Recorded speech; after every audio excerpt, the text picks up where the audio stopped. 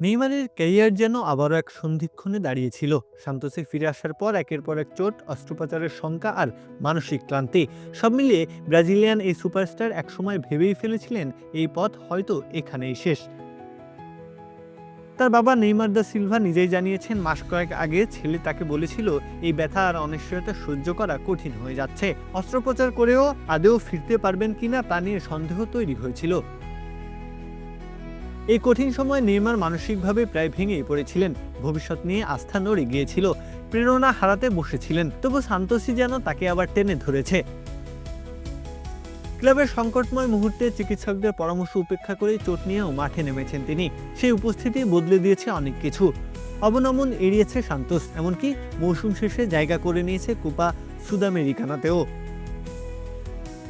2025 মৌসুম শেষে ব্রাজিলিয়ান সিরি আতে সান্তোসের অবস্থান ছিল দ্বাদশ, আর এই লড়াইয়ে নেইমারের অবদান অস্বীকার করার অবকাশ নেই।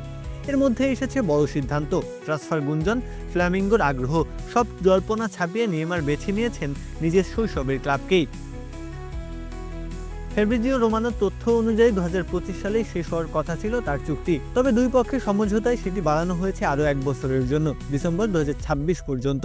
অর্থাৎ সান্তোসের জার্সিতেই ক্যারিয়ারের পরবর্তী অধ্যায় লিখতে যাচ্ছেন নেইমার।